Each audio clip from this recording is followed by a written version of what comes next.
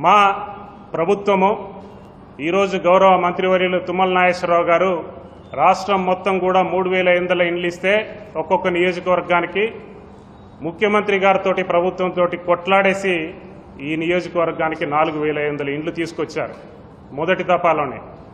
రాబోయే 3 సంవత్సరాలలో కూడా పెద్ద ఎత్తున ఇండ్లు తీసుకురావాలని చెప్పేసి ఈ ఖమ్మం పట్టణంలో ఎవరు కూడా నిరుపేదలు ఇండ్లు లేకుండా ఉండకూడదు అని చెప్పేసి ఒక సంకల్పంతో పనిచేస్తున్నారు. గౌరవ మంత్రివర్యులు గారిని తుమ్మల నాగేశ్వరరావు గారిని మీరు విమర్శిస్తున్నారు. కొంతమంది మీడియా పేరు చెప్పుకొని కూడా సమాజంలో ఏ విధంగా అయితే ఉంటారో, రాజకీయ నాయకుల్లో ఏ విధంగా ఉంటారో, అదేవిధంగా పాత్రికేయుల్లో కూడా కొంతమంది తప్పుడు పాత్రికేయులు ఉన్నారు.